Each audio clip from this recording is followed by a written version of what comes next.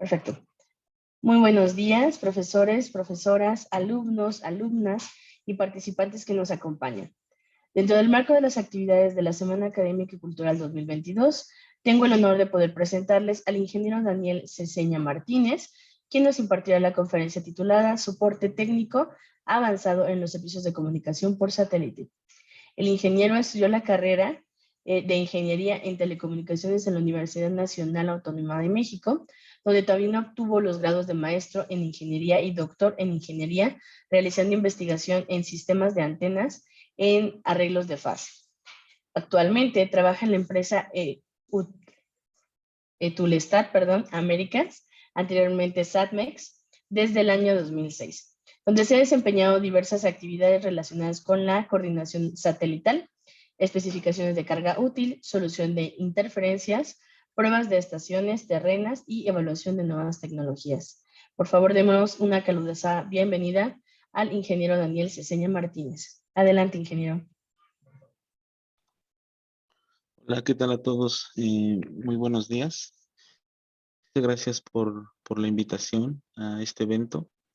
Pues bueno, la idea es que les compartiré un poco de trabajo que realizo aquí en el área donde me desempeño en Eutelsat.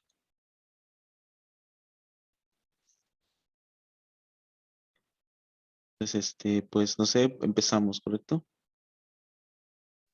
Sí, adelante, ingeniero. Bueno, voy a compartir mi pantalla.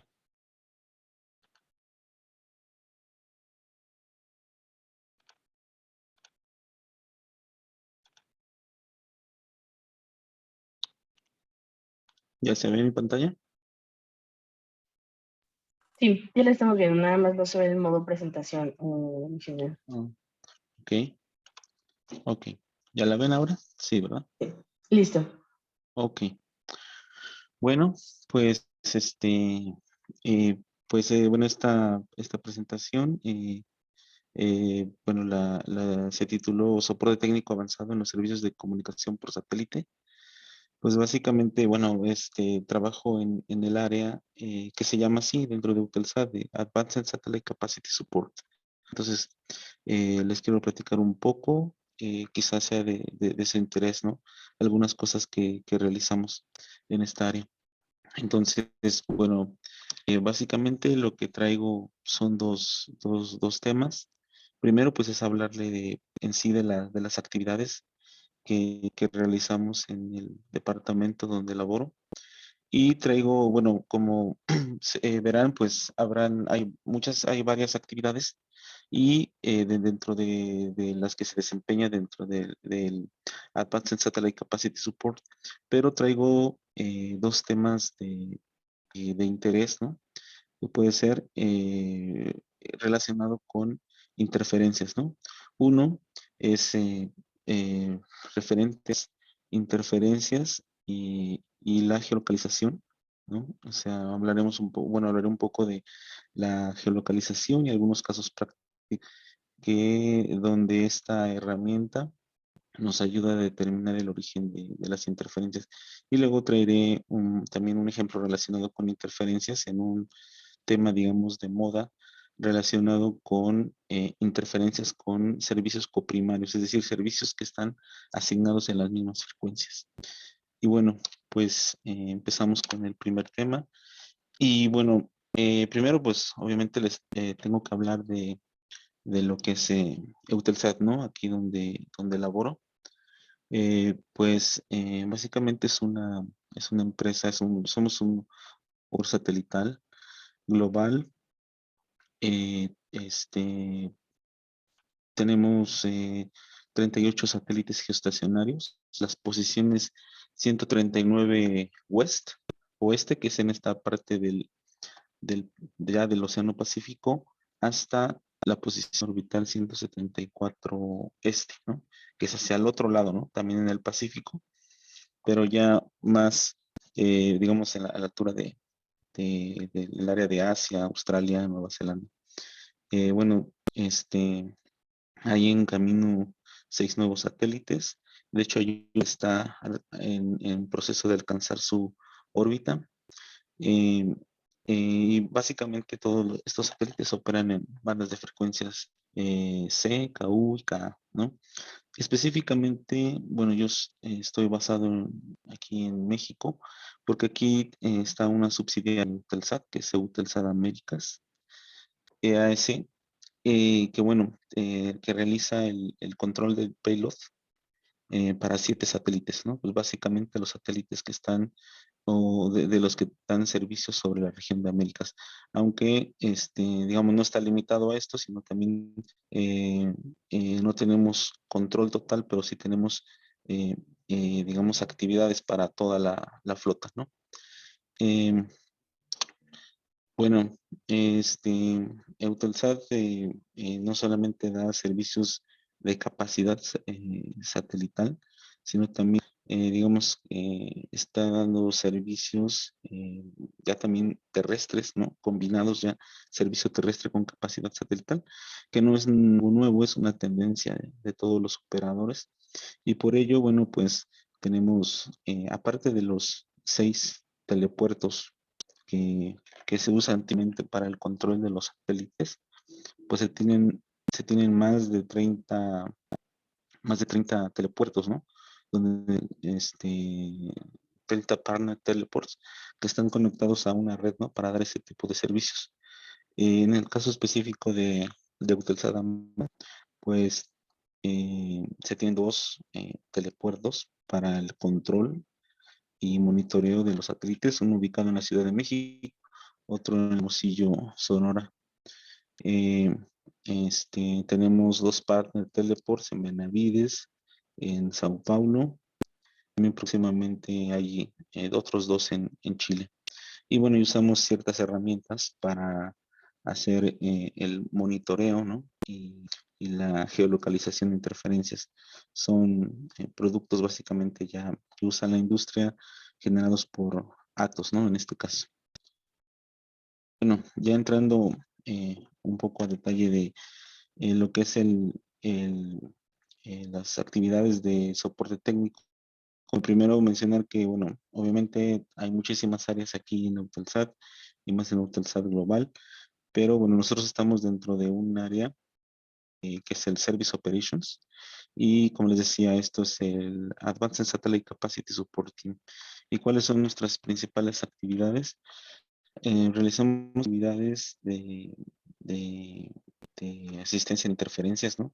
Interferencias que se complica su análisis, mediciones para poder obtener o identificar la fuente que las genera, ¿no? Son lo que llamamos casos de, ¿no?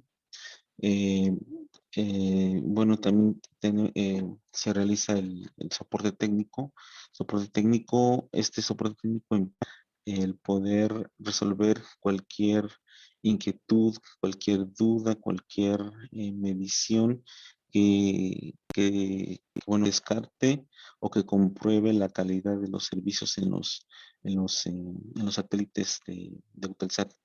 Bueno, y dependiendo del caso, de las condiciones, si así lo permiten, también realizamos visitas técnicas al, al- al sitio de nuestros clientes, o poder identificar una interferencia en campo, alguna falla. Esto, bueno, se deriva a veces de un caso de un reporte de que un cliente requiera un soporte técnico, generalmente, o una interferencia también dentro del proceso de solución, se genera pues el que se tenga que realizar alguna visita técnica. Bueno, también se tienen los reportes de queja, ¿no? Eh, Igual, la idea es darle un seguimiento puntual desde el inicio hasta el final y lo mismo, ¿no? Eh, Descartar o confirmar que el servicio se da de manera en como se tiene diseñado.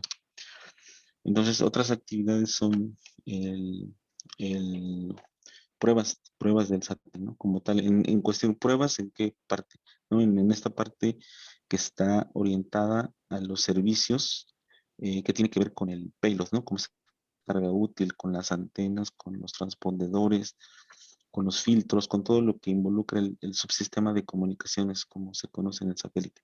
Entonces, las principales mediciones que realizamos pues son los parámetros en el satélite de PIRE, de G sobre T, de de densidad de flujo de saturación. También obviamente estas mediciones las realizamos para verificar el performance del satélite, para calibrar nuestros sistemas de monitoreo o realizar pruebas de IoT, ¿no? Digo, para no confundirse un poco con el Internet of Things, el IoT en este debido a in-orbit testing, ¿no? O sea, son las pruebas que se realizan una vez que el satélite ha dado su vuelo final después de un lanzamiento y pues se tiene que probar todo, ¿no? Em, Se tiene que probar todo, entonces ahí anteriormente SatMex u otros antes cuando éramos SatMex u otros operadores, estas pruebas se realizaban, las realiza un tercero o el mismo fabricante, ¿no? Del satélite, en este caso en Eutelsat, no, aquí las realizamos nosotros. Y bueno, y el equipo de Américas está muy de la mano con el equipo de Europa para realizar este tipo de mediciones en la posición que sea necesaria. Bueno, otra de esas actividades importantes es las pruebas de estaciones terrenas para verificar el que se cumplen con los estándares, ¿no? De Eutelsat, que también están basados en estándares de fabricación y estos basados en recomendaciones de UIT y otras entidades, ¿no? Entonces, estas pruebas son pruebas exhaustivas que le hacemos a estaciones terrenas que generalmente fungen como antenas maestras, ¿no? O sea, es decir, diámetros grandes, donde realizamos estas mediciones, un patrón de radiación, una verificación de cross punto, verificación de G sobre T, y bueno, eso se hace para las estaciones que se registran previamente, ¿no? El registro, pues, es muy importante, sobre todo para este tipo de casos de identificación de interferencias, identificación de un análisis del desempeño de una red en cierto momento, porque, bueno, pues el registro nos permite pues, un seguimiento más puntual, una identificación más rápida en caso de algún problema.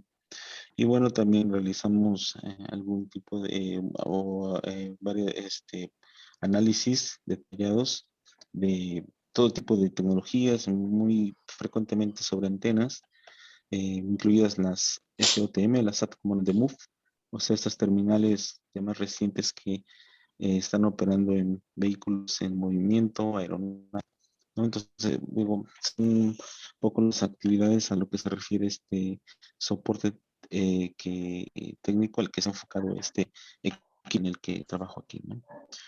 Em, bueno, bueno, eso es un poco, les hablé un poco de Eutelsat, del área en el que laboro específicamente y como les decía, pues les mostraría pues dos temas, quizá pues, o hemos visto que es de ¿no? Los foros eh, respecto a las interferencias, ¿no? En este caso, el primero, lo que les comentaba, pues es interferencias que se resuelven mediante la geolocalización, ¿no? Entonces, en comunicaciones por satélite, ¿no?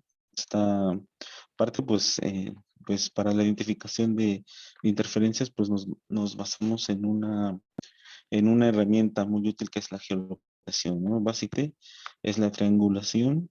Se usan mediciones de triangulación entre dos satélites, un satélite principal y un satélite adyacente. El satélite principal, digamos, es donde se encuentra la interferencia. Entonces, esas triangulaciones, digo, detrás de este proceso, tenemos un sistema que ya realiza esto de manera automática. Realmente la teoría que está detrás de esto es muy interesante. Lo que básicamente hace es que digamos, de un transmisor, se tienen mediciones de un transmisor desconocido, es decir, quien genera la interferencia, y se tienen mediciones de un transmisor conocido, del que sabemos dónde está ubicado, y bueno, y lo tenemos plenamente identificado.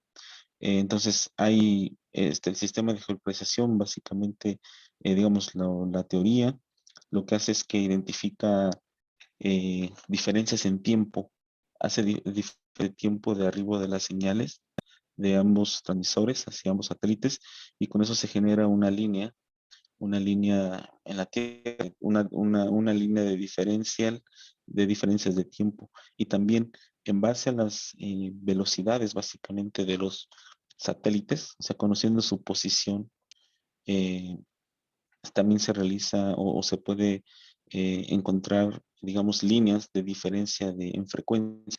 Entonces, básicamente, digamos, a manera simplificada, lo que se hace es que en el cruce de esa línea de tiempos y frecuencias, pues nos da la zona, ¿no? De donde proviene la interferencia. Y pues les decía, pues es una herramienta muy útil, ¿no? En comunicaciones por satélite para identificar señales desconocidas. Y bueno, pues los requerimientos, pues es, si realizar la triangulación, estamos dos satélites, ¿no? Pueden estar separados incluso hasta 10 grados de distancia. Tiene que haber una asociación en coberturas, ¿no? O sea, esos son los requerimientos. Ambas referencias, tanto la desconocida y la, este, los señales de referencia tienen que estar básicamente en la misma cobertura del satélite. Y bueno, y todas las señales que se usan de referencia tienen que estar en el mismo oscilador local, en la mismo par de osciladores locales. Entonces, se necesitan datos de la órbita, lo que les comentaba, porque es necesario conocer eh, la velocidad de cada uno de los satélites, posición, velocidad. Y bueno, y entre más preciso conozcamos la posición de nuestras señales de referencia, pues mejor será el resultado. Y bueno, sin embargo, bueno, a pesar de que es una herramienta muy útil, pues siempre se tienen ciertos retos, hay ciertas limitaciones. Y bueno, ¿y cuál es una de ellas? Es de que es muy complicado obtener un resultado, o cuesta mucho trabajo cuando la interferencia viene de una antena grande, ¿no? Porque si la interferencia es una antena grande, entonces el amplificador es más pequeño, ¿no? O sea, para generar entonces, para generar un cierto nivel de señal aquí, si es una antena grande, pues requiere menos potencia de que si fuese una antena pequeña, ¿no? De ganancia. Y por lo tanto radia un nivel de señal menor, ¿no? Tenemos, o sea, niveles de potencia bajos, ¿no? Y entonces eso, la detección es complicada, ¿no? Y también, pues, hay ciertas ocasiones en las que eh, por condiciones específicas de la posición de ambos satélites en una hora determinada, si esos vectores, ¿no? De posición, velocidad de los satélites en ese caso están, digamos, paralelos, también es complicado obtener un cruce, ¿no? Digamos. Pero bueno, pues, en ese sentido, pues solo hay que esperar el momento adecuado o probar con otro satélite, con otro par. eh, pero pues en caso de interferencia donde necesitamos un resultado rápido, pues si se da este evento de que por la posición específica en ese momento no debe dar una ubicación, pues tendríamos que esperar, ¿no? Entonces, bueno, nosotros hay digamos, como otro enfoque de geolocalización que más que nada es una cuestión aquí que usa nuestro propio sistema que tenemos, que le llama geolocalización por un solo satélite, ¿no? O sea, que no utiliza el segundo satélite y no utiliza la triangulación, pero realmente, o sea, en el concepto no es una geolocalización, ¿no? Pero bueno, digamos como que el producto que usamos, y pues sí, es muy útil, pero realmente, bueno, te logramos que no es una geolocalización así, sino más es una forma de comparar señales, ¿no? Comparar señales digamos, la señal interferida contra todas las señales que están en ese momento. Y entonces, digo, ese sistema es capaz de detectar variaciones muy pequeñas, incluso variaciones que tienen que ver con fluctuaciones atmosféricas, del movimiento del satélite, obviamente están, digamos, incluidas. Y lo que pasa al final es de que muchas veces se puede encontrar una correlación entre una interferencia y una señal que se está transmitiendo en otra parte del espectro, que prácticamente la misma, puede ser la misma, puede ser la misma estación, ¿no? Este, pues, digo, eso es básicamente el sistema, ¿no? Lo que nos da no es una geolocación en sí, pero bueno, este, eh, es una comparación entre señales, ¿no? Y pues obviamente, pues vamos a tener una desventaja cuando tengamos variaciones, ¿no? Altas, porque esas variaciones pues van a influir, ¿no? En esa detección de encontrar un match entre las diferentes variaciones. Y bueno, pues cuando en sí esa interferencia no tenga ninguna correlación las con lo que con alguna estación con las que se compare, pues ahí no hay forma de cómo conocerlo, ¿no? Aquí pasamos a unos ejemplos prácticos, ¿no? De la geolocalización. Pues básicamente es con la geolocalización está, pues tenemos aquí un ejemplo, ¿no? Tenemos este trazo que está en azul, es el espectro de una portadora Auroot 2, y este espectro, que aquí está en color blanco, es la interferencia, ¿no? Básicamente la tiene, digamos así, bajo ella, bajo esta portadora, pero le genera afectaciones, ¿no? Entonces, cuando se logra quitar, bueno, pedimos al cliente que desactive su servicio y realizamos el proceso de geolocalización, pues obtuvimos la zona, ¿no? En este caso. Y en ese caso es una zona, o en este caso específico, fue una zona complicada, porque fue una zona muy llena de telepuertos, ¿no? Que era en la parte de Los Ángeles. Entonces aquí es muy importante, bueno, la geolocación primero nos delimita la zona, ¿no? Entonces ya no tenemos que buscar en toda la cobertura, sino irnos específicamente a una zona. Y en este caso, bueno, pues al caer en Estados Unidos, pues nos apoyamos en la FCC, ¿no? Ellos tienen un registro, ¿no? Yo les comentaba que al inicio que hacemos pruebas para estaciones, porque eso como lo hace Eutelsat, ¿no? Pero, por ejemplo, en este caso, la FCC hace un registro de todas las estaciones como entes reguladores, o nos ayuda muchísimo, ¿no? Para poder identificar la fuente.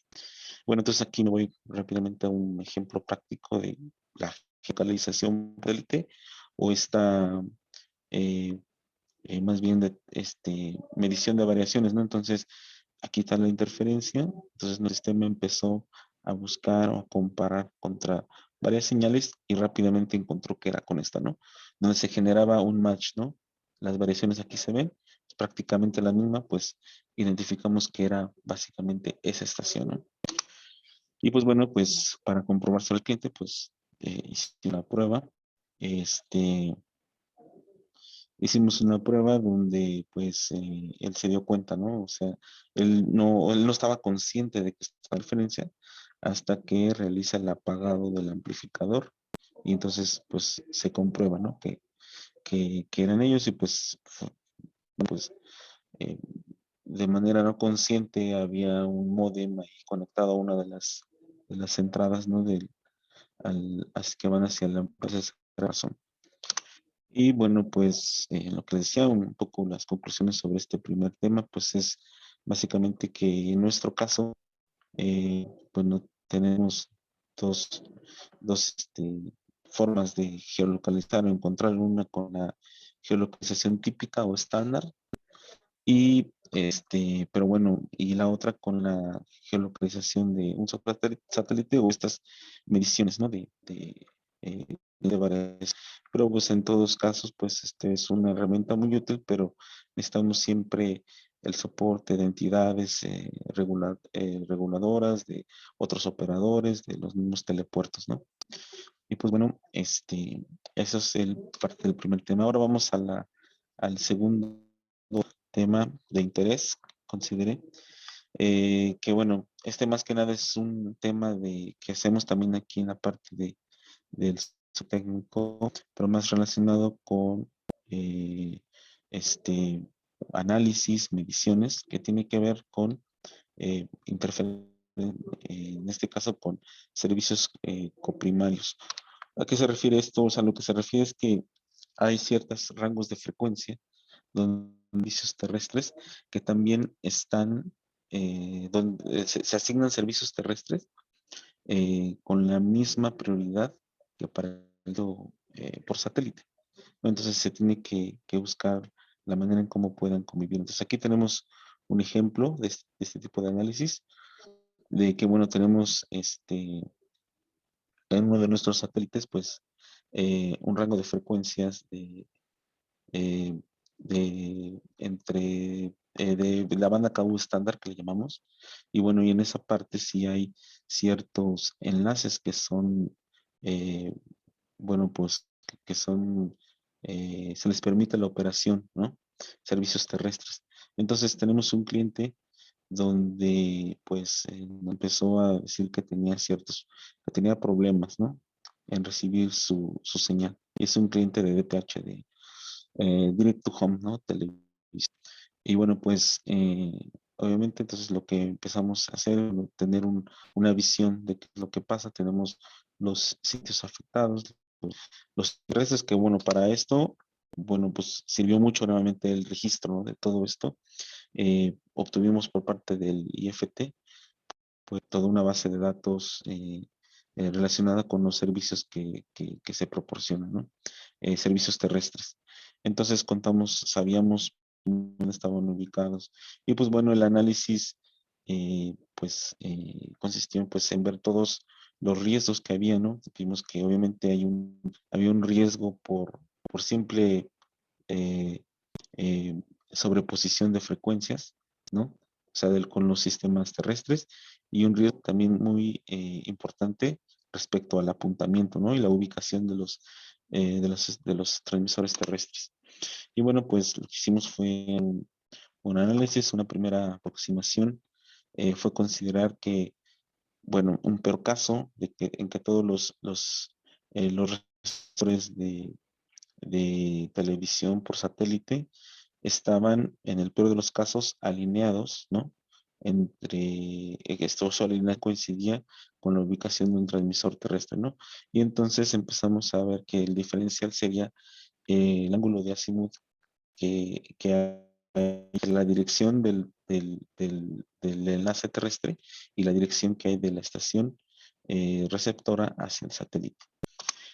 Pues hacemos, en ese tipo de análisis, pues hacemos consideraciones de todo, ver cómo es que recibe una estación 75 centímetros, en este caso para el servicio por satélite, cómo es que transmite, ¿no? Los transmisores en este caso de servicios de ondas, todo considerarlo y hacer, bueno, aquí los resultados más, teniendo los datos de ubicación, frecuencias, podemos identificar que, bueno, lo que les comentaba, había un riesgo en sí por frecuencia y por apuntamiento, ¿no?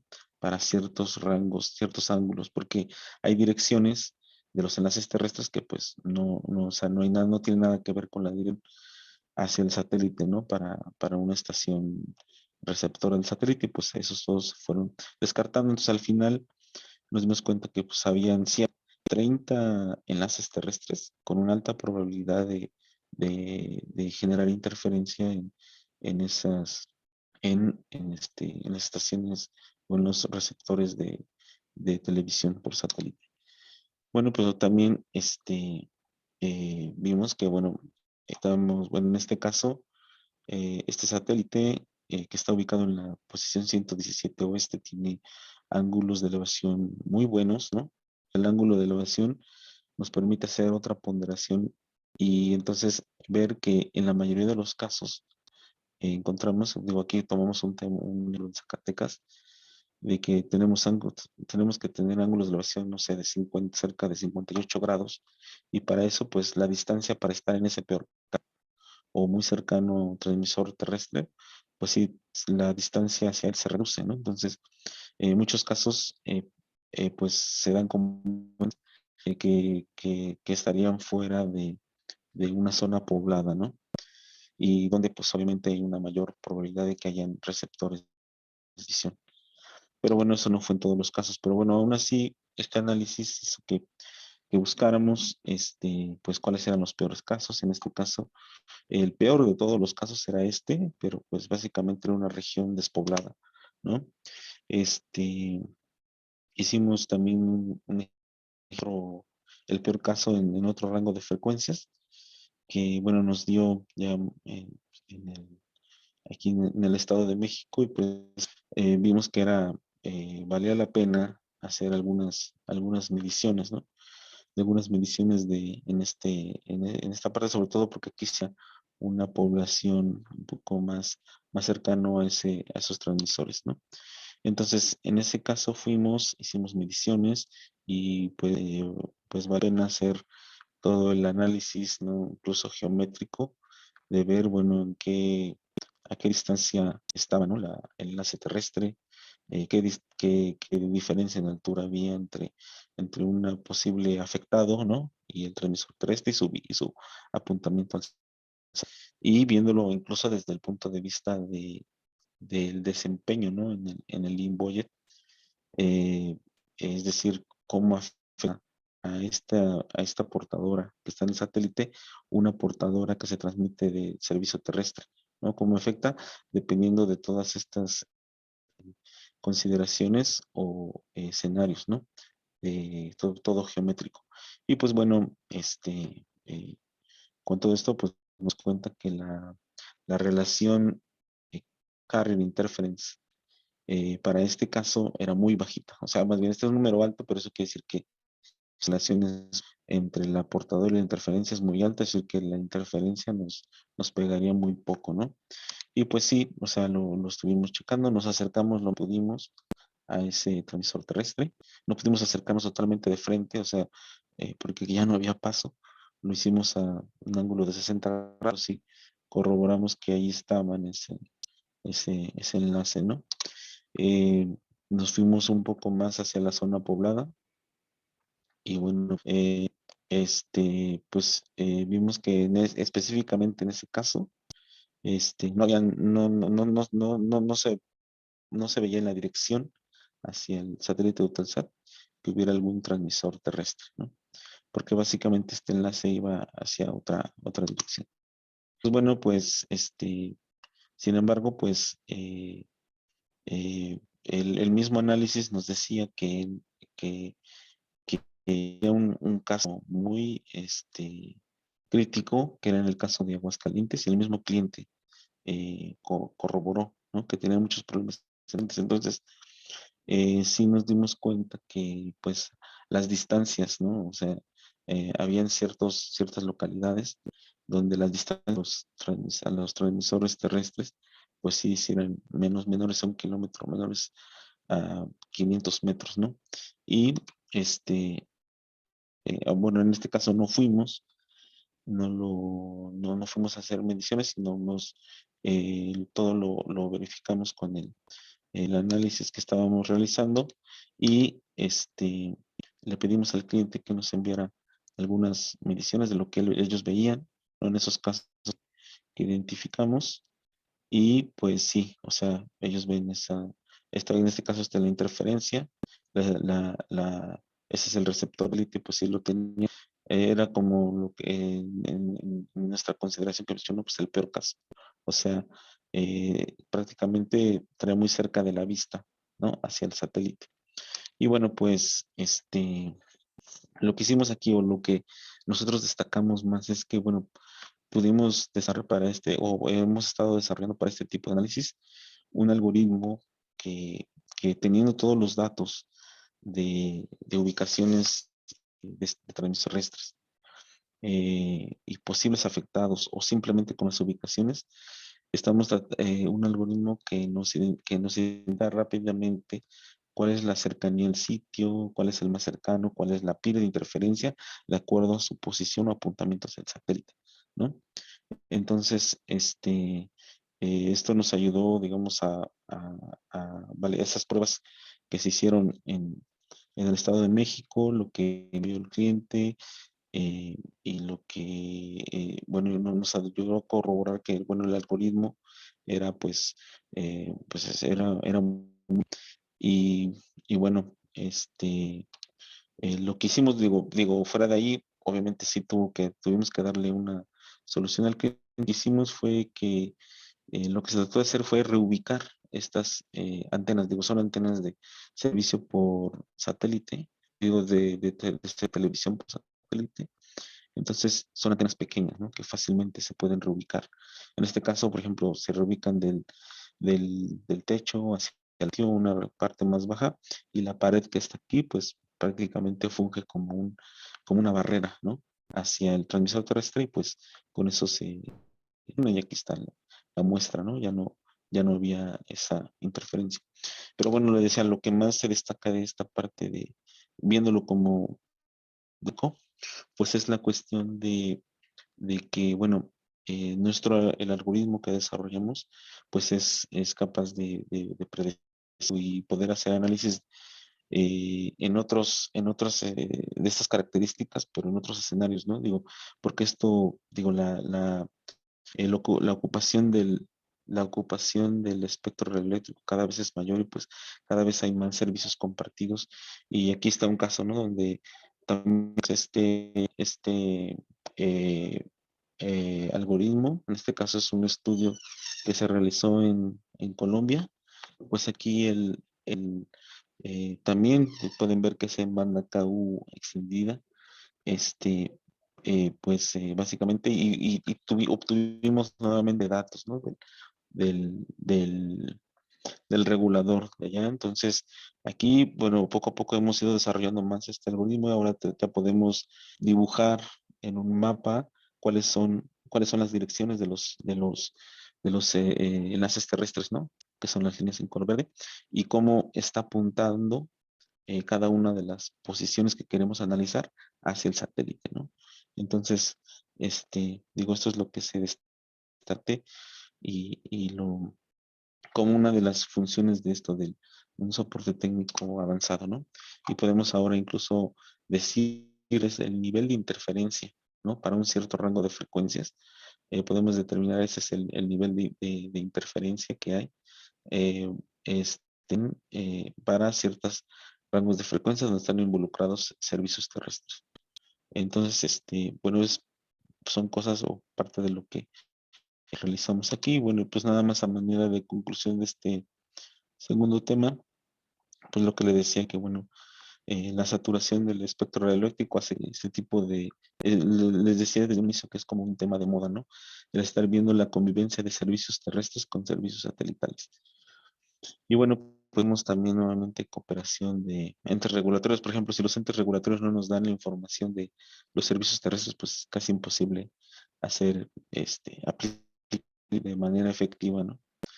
Y este, y bueno, pues, bueno, algo muy particular, pues el ángulo de versión es un factor clave, ¿no? En poder determinar ese tipo de interferencias o incluso poder evitarlas, ¿no? Porque vimos que, bueno, simplemente al cambiar de altitud la antena, pues con eso se resolvió ya hablando del problema en sí, ¿no? Y pues bueno, eso es lo que traía en este caso, pues quizá creo que me parece que hay tiempo para preguntas. Sí, claro que sí, sin ningún problema pueden preguntar por el chat o abrir la...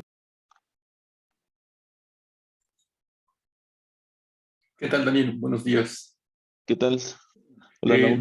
Daniel, solamente para preguntarte ahora, hemos leído en las noticias que con el encendido de la red 5G de algunos operadores celulares en México, Ujú.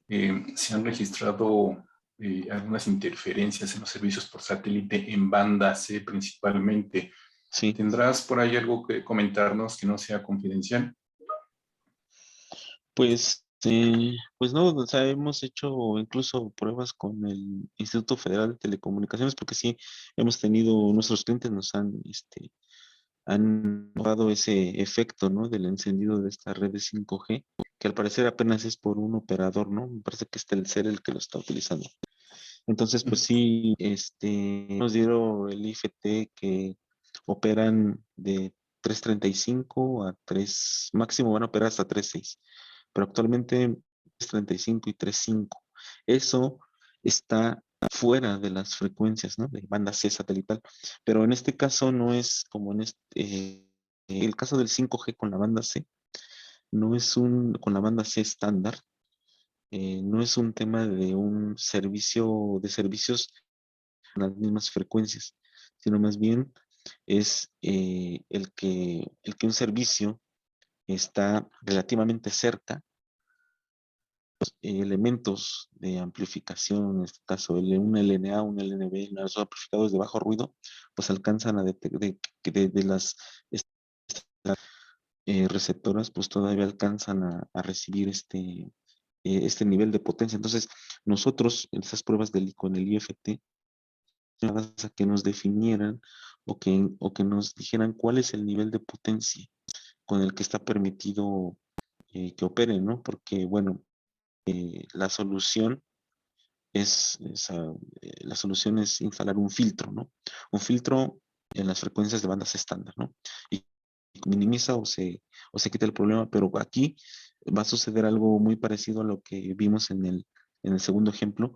Cuando tengas un transmisor, una radio base muy sana, 200 metros, 100 metros, a pesar del filtro, se puede llegar nuevamente el bloqueo, ¿no? de la señal por alta potencia. Y entonces ahí es importante que nos definan cuál es el nivel de potencia con el que están permitidos operar estos servicios. Pero bueno, en México el 5G, digamos así, en términos simples, se resuelve con filtro, ¿no? Y los detalles específicos los vamos a ver para radiobases cercanas.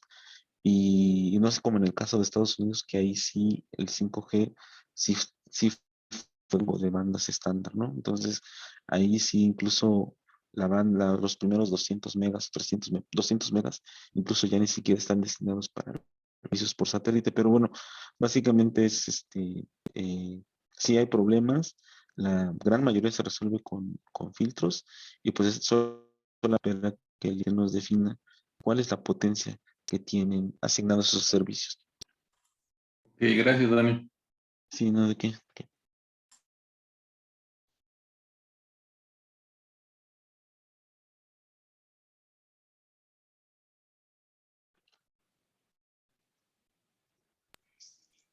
¿Alguna otra pregunta que tengan para el ponente?